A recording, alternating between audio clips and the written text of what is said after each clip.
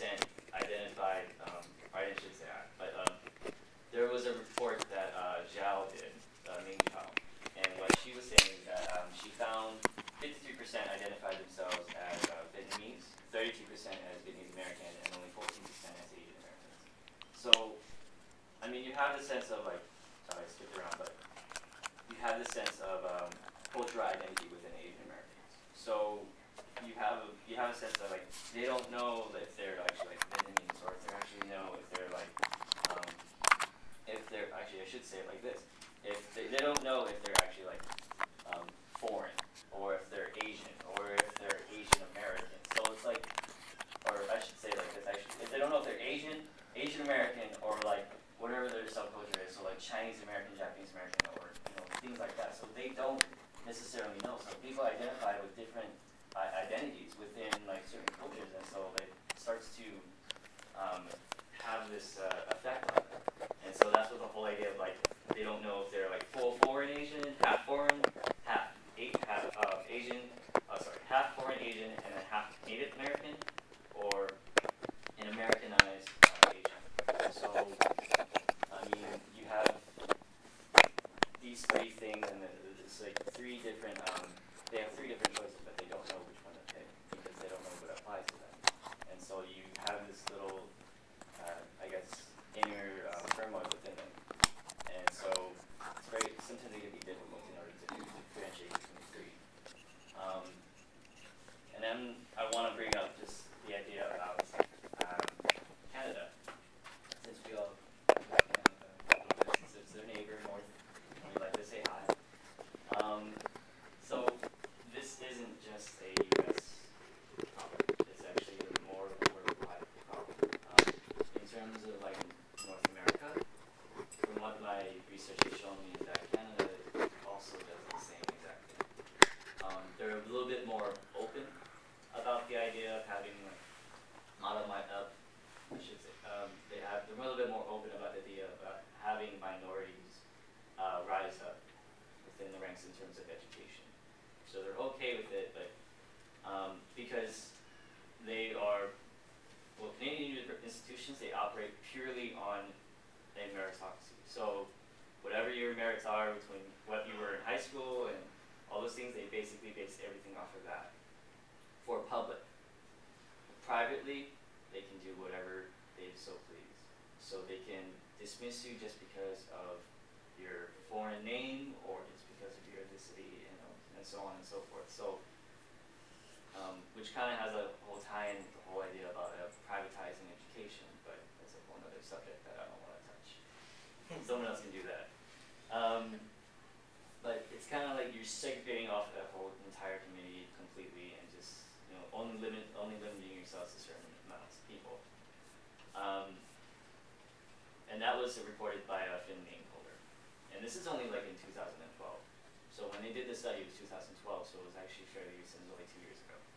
So, I mean, you can see that like, it's not, back in the day, it's like this. Nah, it's kind of more modern. It's still happening even though we've had the civil rights for about like 60 years.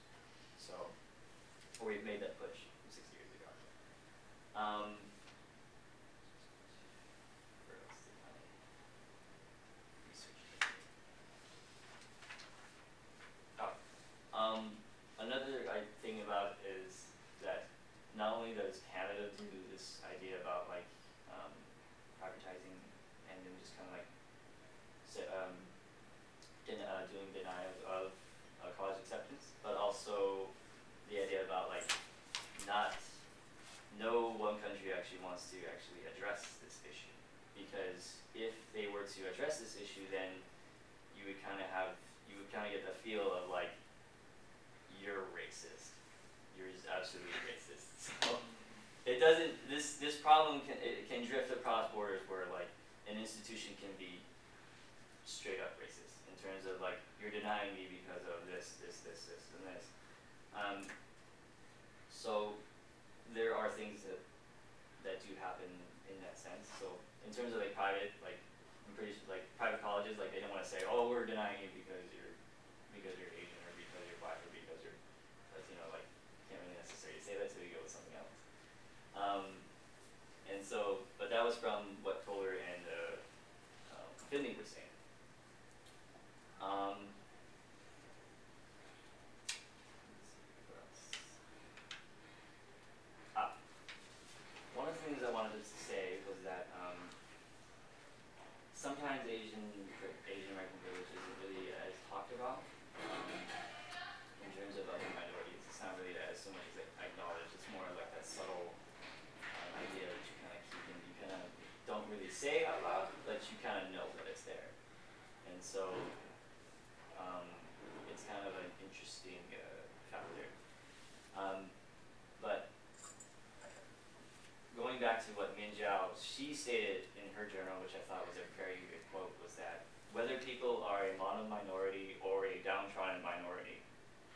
they're judged by standards different from average Americans.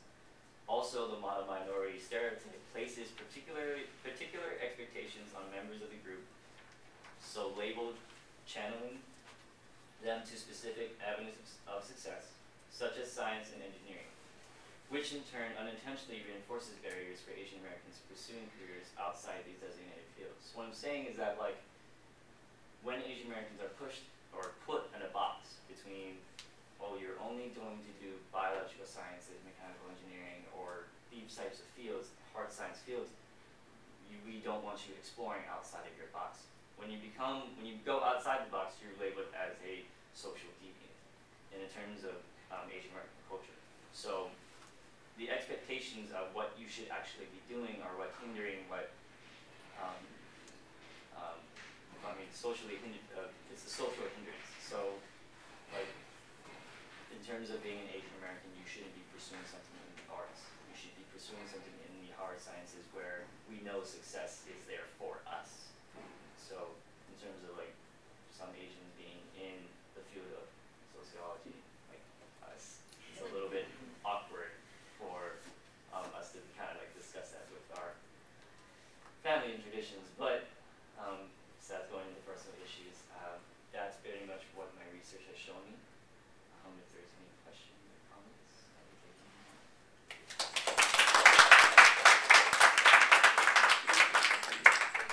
Alejandra Santana here? Alejandra Santana? Okay. So we just opened up for questions. Okay, I have two questions for. That was waiting, and I was trying not to sneeze for about 10 minutes. Wow, that's good that you did that. Yes, but then it hurts when you sneeze. So I have a couple questions for Tracy. First of all, the Rush Limbaugh thing where you said, this was only in Sports Illustrated. One thing that might explain that is that at the time there was a huge grassroots progressive campaign called Flush Rush, which was trying to basically get all of his advertisers pulled. And at that point in time, it may very well have been that the Flush Rush campaign was so successful against his advertisers. Basically, people were dropping him like, basically they were dropping him like hot shit, which may have been why the more mainstream groups, not Sports Illustrated, said he's toxic. We don't even want to talk about him.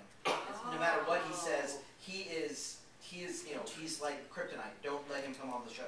Don't let us even mention him because the Flush Rush campaign. So you might want to look into that. I'm pretty sure that was the height of it. There were periods where his show had no advertising. They just had blank air for 5 minutes because his advertisers had dropped him. They said, we're not going to support you anymore.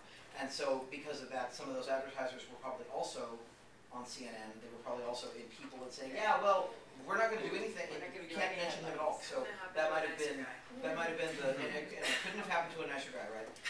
But the other thing is that this idea that until we see the tape, there is no reporting in the mainstream journalism. I think that we could also take what you're saying not just as a commentary on domestic violence and how we treat domestic violence, but on the integrity of our journalistic system and our news system. Who reports news anymore? Everybody has spin nowadays, and I would say that when you say, you've got these that are batterer supportive or system critical, those aren't news. The only ones that are actually just the facts, man, that's news. When I was a kid in the 70s, we actually had that. And I don't think we've actually had news that is news rather than, hi, this is my opinion and I'm your newscaster and I'm going to tell you what I think about this. Since probably when I was in high school in the 80s. I think we haven't seen that since then. Since then it's always been spin from someone's perspective. And I noticed that you've got CNN.com, which supposedly is a neutral station, but a lot of people are saying it's actually more conservative than you think. I would say actually I would expand this research for 2 other venues. Look at what Fox News, which is the ultra right-wing group, is saying, and look at what MSNBC, which is sort of the, if there is a progressive news source, that's where it is. In addition to the venue-specific celebrity and sports, to get a more, a broader view and a more complete view of what news coverage was like. So I would suggest, add in Fox News, as hard as it might be to watch it for most of us, and MSNBC, which is sort of our liberal station, and see, because CNN is actually leaning more Fox-like these days, and so see what the spectrum across regular, we would think of as standard media, or the basic, news media is reporting. And then the other thing I would ask is, you've got 2 print sources, and one source that is not just print, but also, so you might want to find other print sources that are not CNN. So maybe the New York Times, I would say maybe for a conservative source, maybe the Orange County Register, because they tend to lean fairly Republican because they're in the Orange County area, and then maybe find one other that's, I don't know, maybe the Salt Lake Tribune or something, so you could say, it would take a lot of work, of course. You'd have to do content analysis on their ed page, on their op-ed page, and say, what does this lean? But if you could justify, we could say Salt Lake is seriously conservative, and the Orange County Register is sort of in the middle, and then the LA Times or the New York Times is over on the left. Then that would also give you something to compare Sports Illustrated and People to. So that's just wanting to put that out there. And then I have a question for Sean. Were you here when Jenna was presenting? Were you able to be here for that? Shane, I'm sorry. The two of you might want to talk, because you're talking about STEM fields, and her research was all about women in STEM fields, and I wonder, what does the intersectionality look like for Asian American women who are required to go into STEM fields because their families think that's where success is, when they get these kinds of messages? They don't do as well as Asian men, but I think they're close to white women. Mm-hmm. They're certainly doing a lot better than Hispanic and African American women. Mm-hmm. Sort of dovetail with But I was just wondering, your research and your research might dovetail a little bit. Yeah. Talking about the STEM field thing specifically, which was the last thing you mentioned, was expected to go into STEM because you're an Asian, but afraid to go into STEM because you're a woman. What happens if you have this intersection of Asian and woman in the STEM field? Right. The two of you might want to talk about. Actually, since a lot of people Here, I'll just hand him this. Maybe you can This is what summarize she it, handed but out. That's we part can- of the finance. just so that you can, sure. you can bring back in some more. So I actually have more handouts if, I'll take another one since I gave Shane. I'm Yeah. I trying to can't make read sure I the don't position. also pass out my notes. Shane, not Sean. I'm so sorry. Yes, so those can go to whoever. I was talking about the way that portrayals of women in textbooks interrupt women's ability to get into these fields, and how particularly there's some pretty vast inequalities between the ways that women show up in textbooks versus men. I have looked a little bit at how ethnicity affects outcomes as well. Interestingly, Asian men actually earn more money than white men in STEM fields in the US right now because of exactly the model minority effect. There are still considerable differences between Asian men and Asian women. So it is an interesting factor. Stereotype threat actually is working in two different directions for Asian women, because stereotype threat, most simply put, is a devaluing stereotype will affect performance and outcomes in stereotype tasks. So if you take a white woman and a white man and tell them that their scores on a math test are going to be compared, the woman will do worse than if you didn't tell her that. If you take that same white man and tell him that his scores are going to be compared to the scores of an Asian man, he will do worse. So an Asian woman benefits from the Asian stereotype, but is harmed by the woman stereotype. So she's got both of those going on at the same time. And they may not cancel out. One may be stronger than the other. It would be interesting, and it might. The way that stereotype threat works, it's dastardly. It affects people most when they strongly identify. So if a woman identifies more as Asian than she does a woman, then she might be benefited more. If she identifies more as a woman than she does Asian, then she might be harmed more. They definitely are more likely in that situation to balance out negatively than positively, because people tend to identify as the role that's most under threat at the moment. And then that brings in what Shane was talking about near the end. Am I Asian? Am I Asian American? Am I Korean American? Am I just plain American? Am I foreign? What am I? And then that draws the community into a bunch of shattered fragments that we then have to worry about. What happens with Korean American? What happens with women who identify as Chinese American or just plain Chinese? And that, I've seen research for it. I'm nudging. Okay? I'm being a nudge. I mean, I'm sure that individual nationality and national culture does affect outcomes and identities. I'm not sure how it interacts with the stereotype, since the stereotype is not very specific. I mean, it can be in certain ways, like Indians do engineering, but we don't have, I'm certainly, I should say, I'm not aware of, Koreans do only this type of math. Right. There might be those stereotypes, I haven't encountered them. So that, race and gender, and of course there's many more intersections. We all have a lot of things that we identify as. It's not like I'm walking around going, yep, I'm a girl and that's the only thing I am. I have a sexual identity, I have an ethnicity identity, I have my gender identity. I identify in my occupational role, in my position within my university, in my position within my social group, and all of these roles are going to be more and less salient at different periods. And unfortunately, as I said, the role that's most unwelcome in a setting is usually the most salient to people. So that can be whatever role you have that's most likely to make you uncomfortable in a given setting is the role that's going to be most obvious to you and most likely to affect your outcomes in a situation.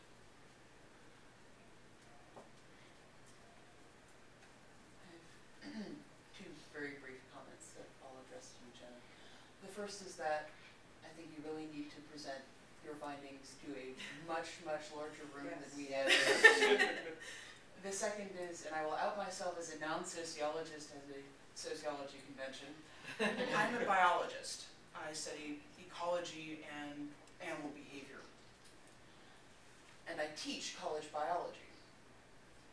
And I can tell you, throughout my, at this point, nearly 7 years of teaching college biology, frequently, unless I explicitly make my students aware of them and their contributions, my students continue to, and these are Primarily 100-level students. I enjoy teaching both majors and non-majors because you get really interesting questions from non-bio major students. They continue to be completely unaware of scientists like Rosalind Franklin and Jane Goodall, regardless of their history and their contributions. Never mind Marie Curie. Neither of the women that you just named appear in my study. I know for a fact that the Fundamentals of Biology textbook that many of my students are currently studying completely misses both of them. Do you use the Hofnagel's book?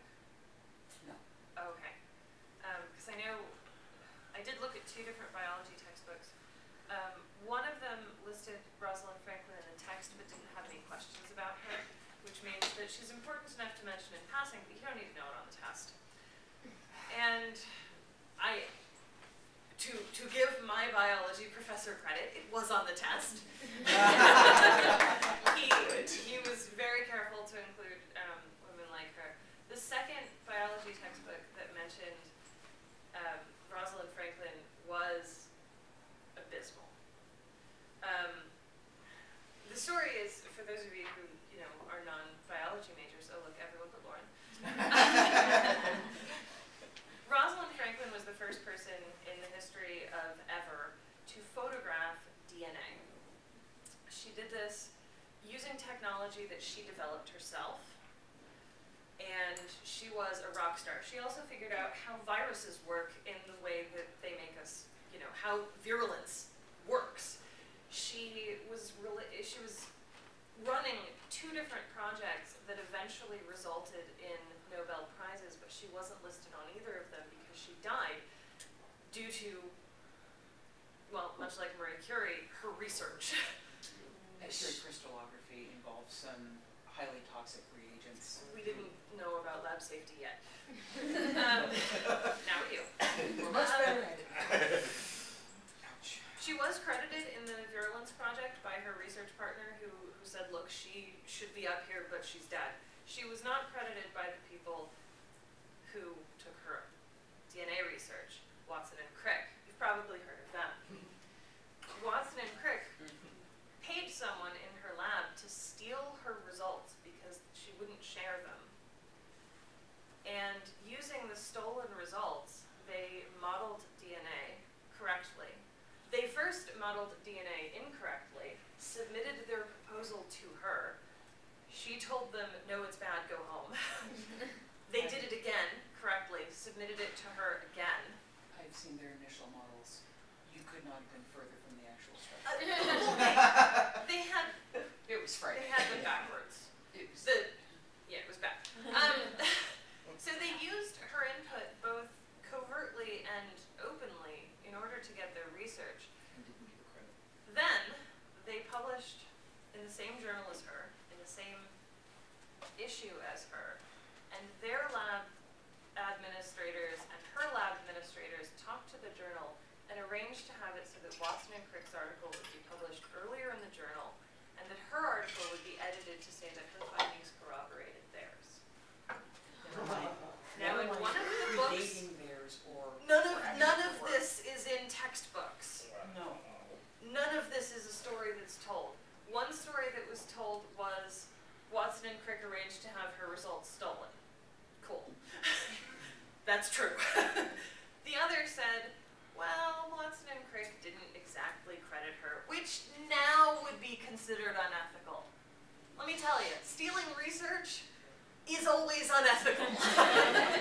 This is not a gray area. And one of the books apologizes for them. Look, they did awful things and then justified it for the rest of their careers. That's bad. They also did good things, and that's great, and we can appreciate that they modeled DNA and also say, hey, don't steal stuff. In criminology, we call that the theory or the ledger, where we get this a lot from white-collar criminals who say, I've done more good than bad in my life, you shouldn't punish me for, stealing old ladies' money. And this is the same thing. It's the theory of the ledger, where, well, and my ledger is mostly in the black. Sure, I've got some debts, I did some bad things, but most of what I did is really good, even though what I started with was theft, just like Bill Gates did. You guys know about that too, right? Yeah, he stole someone else's work and sold it to IBM before he owned it. And then Steve Jobs stole it. No, actually, he stole what Steve Jobs was doing. It was Oh, really- okay. Yeah, Bill Gates is not ethical either, although he's a multi-billionaire and he has foundations all over the world and he funds STEM. It started in really unethical stuff in the same way. Theory of the ledger. Very much like the Rockefellers. Regina. Yes. I'm wondering about the standpoint of persons who are publishing books. Because I know that, for example, instructors can pick books, but we may not have very much to pick from. And the standpoint of publishers that put this out, what do you know about them in terms of how the fact that the textbooks seriously underrepresent women, that they stereotype women beyond what actually appears in the field? And so what do you know about them? This is actually a great question. I found out during the course of my research that the people whose names are on the front of the book as the author are not the people who write the homework questions. The homework questions are farmed out to often community college professors, part-time professors. They'll say, okay, I'll give you $150, go through this book and come up with homework questions. So these people are anonymous. They're often underemployed. They're highly educated people who are frequently in unsatisfying part-time jobs. So there might be some resentment there. A lot of the books show that the people are trying to include women, because I see trends, especially in the math books, where there's no women for 4 pages and then there's 1 page that's all women, as if the author went, oh gosh, I have to put some in. I think a lot of it's subconscious. The problems with the stereotyping feed into themselves. So these authors are trying to get through thousands of questions all in a row, often as quickly as possible because it's a flat rate. So they're not thinking very hard about the content of the questions. They're thinking about mechanics of how the numbers work out. And maybe they've got in their head, oh gosh, I should try to make sure that I include women. Occasionally some of them go so far as I should try to include women who aren't named Sally, Beth, and Sarah. If we get really lucky, we might have an Asian name somewhere in the book. We might have a couple of Hispanic names. God forbid anybody, more outside white than that. We couldn't possibly. I think that a version of this talk eventually that I give is going to be something like Shaniqua is not a dirty word.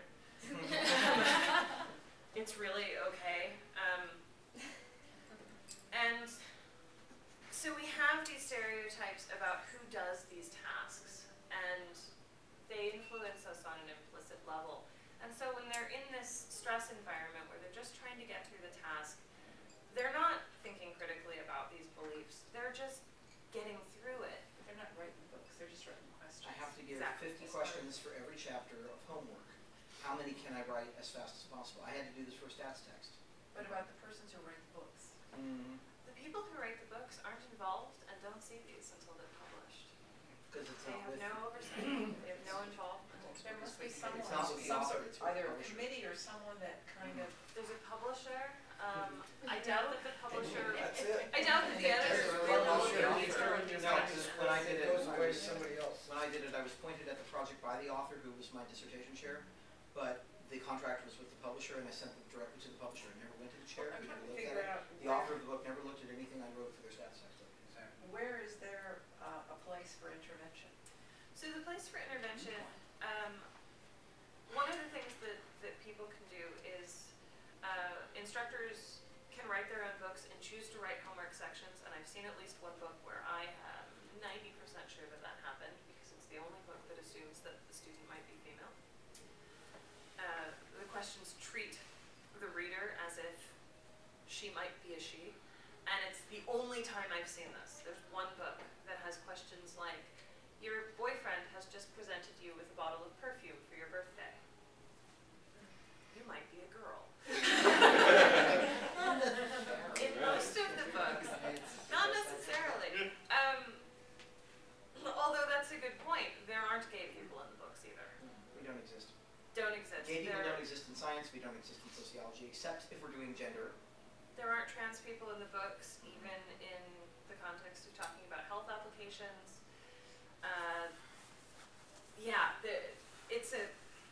There's a very small group of people who are invited to do STEM right now, and it's just too small.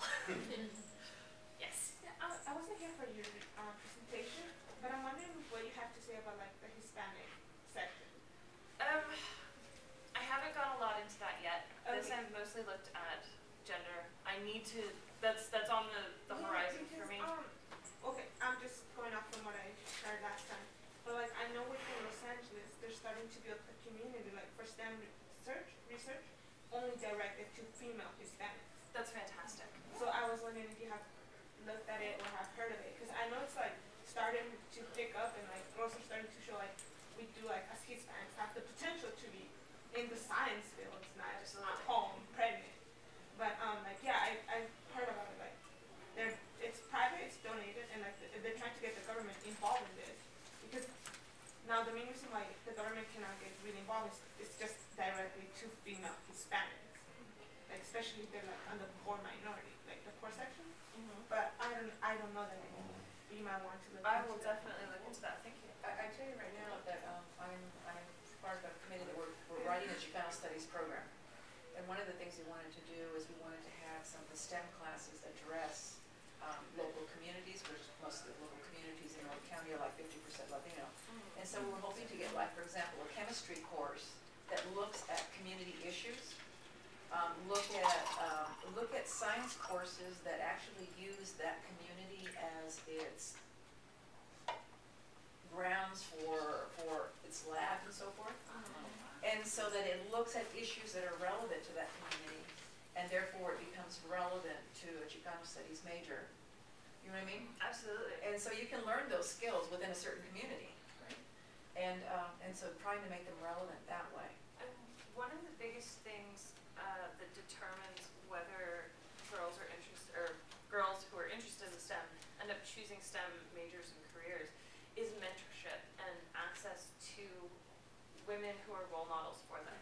And so one of the best things that can be done is have Hispanic women from STEM come in and give talks and talk about the contributions of Hispanic women to STEM fields, because there's plenty to choose from.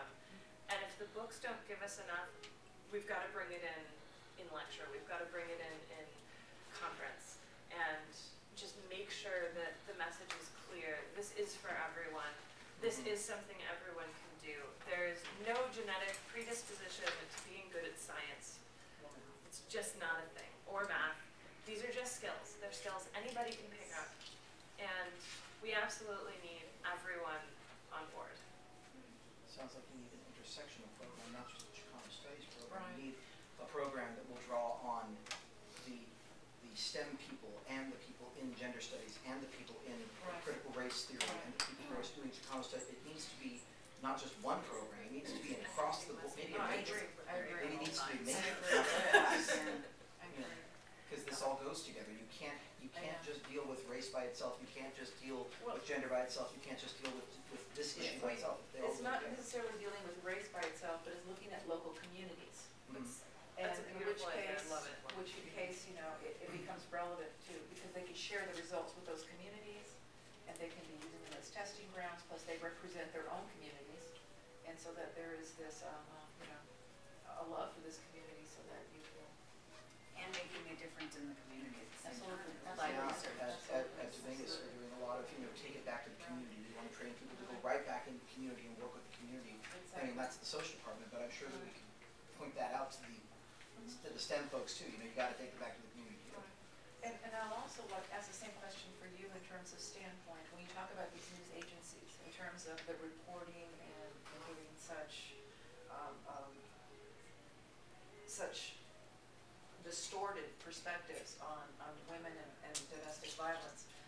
What is the standpoint of these agencies and who is in fact creating this culture? And It's already embedded in our culture, I know it's embedded in our culture. and These are private organizations as well. I know, that's the thing, and so as much as the media influences a lot of what we do, the media is also influenced by what we think. So like that mass consciousness, so it's kind of like that, it's like a system that's already in place, and the unfortunate thing is even though women in domestic violence see it too, they don't like it, but they see it when they come in. They'll describe stories. I had a woman who was describing her husband, would talk to her and he'd hold this machete, and he'd just do this thing, and she said, but I don't know if that's really abuse. Mm-hmm. And there's that disconnect where they don't, and even the Miss America, that's what she said, I did not know I was in an abusive relationship. So there's that, it's not, Mechanism. yeah. Once you face that you're in an abusive relationship, you have to do something. Right, Even and, if that's something that's yeah, just why staying aren't you there, doing being it? aware of And the fact that so many people were saying, why did she stay? Why did she marry him? Could someone punch you and you would stay? Shows that's a cultural. And before I started working in it, I didn't understand either. I don't think that I necessarily thought, why do they stay? But I don't know that I understood. And one of the things they teach us in California, you have to go through a 40-hour domestic violence training course. And one whole section is dedicated to understanding that it's so important that we don't pass judgment when they come in and they're, halfway through their restraining order and they get a text from, this happened to me, she got a text from her husband apologizing, and we're halfway through this 3-hour restraining order, and she said, I have to go, he apologized. And you say, all right, do you have a safety plan? Is there anything we're here? Because they get so much judgment and they get so much from their friends and their family, I can't do this anymore. You know what, fine. The next time, I don't want to hear it. Don't call me the next time he does it. And each one of those is closing a door, closing a door, closing a door, and then they don't anymore. While the violence is escalating and the cycle of violence is getting shorter, more doors, friends, work, it's illegal in California to dismiss somebody because of domestic violence. You didn't show up because you were in court. It's illegal to do that, but it doesn't mean that employers don't try to get around that in other ways. It's very common. So, but all those doors closed. I don't want to hear about it. So it's something that we really have to be like, okay, no judgment. All right, we're here. Call us if you need us. And that, and not say, what are you doing? What's wrong with you? So yeah, it's. And then there's also the issue that, saying call us and we'll be here when you need us. Yes. Assumes that they will still have the ability to take initiative, which is often sucked away by these kinds of abuse. It absolutely is. I read something shocking the other day. It was linked on a ex-Quiverful website, which is the specific fundamentalist Christian denomination that says women, you will stay home and have a baby every 2 years, and basically the Duggars. And this woman said, I didn't know that anything that was happening was domestic violence. My husband loved me the way that God loves the church. And then I came in and they showed me the domestic violence wheel, and I'm all, yes, but God says I'm supposed to do that. My church says I'm supposed to do that. My beliefs, the Bible says I'm supposed to do that. And when they're in that kind of a situation, she said, just the fact that I was able to go to the shelter was more initiative than I thought I could take. I had 6 kids at that point, and I was 29 years old. They'd gotten married at 16, and he was 18, and he was doing what he had been told to do too, but that was overt abuse. And she was saying, I don't think that's really abuse. God says I'm supposed to do that. Or I don't think that's really abuse. God says he's supposed to do that. And that's, talking about domestic violence is a big trick for because And the ministers, they'll go to their clergy, and the minister will say, you took a vow. Wow, you took a vow, and if you leave this relationship, you are breaking your commitment. So that's, that's been one that's been horrifying to hear about, is they, and sometimes they're even their community will shun them.